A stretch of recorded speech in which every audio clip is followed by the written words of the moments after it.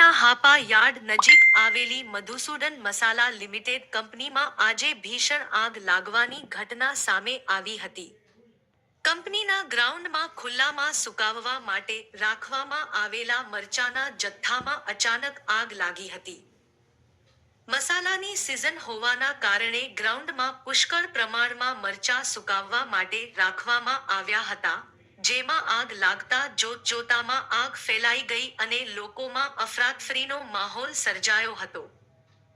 આગની જાણ થતાં ફાયર બ્રિગેડની 2 ગાડીઓ ઘટના સ્થળે પહોંચી પાણીનો મારો ચલાવી આગ પર કાબૂ મેળવ્યો હતો.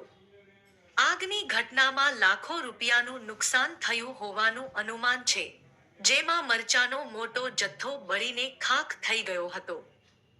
આગ લાગવાનું ચોક્કસ કારણ હજુ સામે આવ્યું નથી અને વધુ તપાસ હાથ ધરવામાં આવી રહી છે.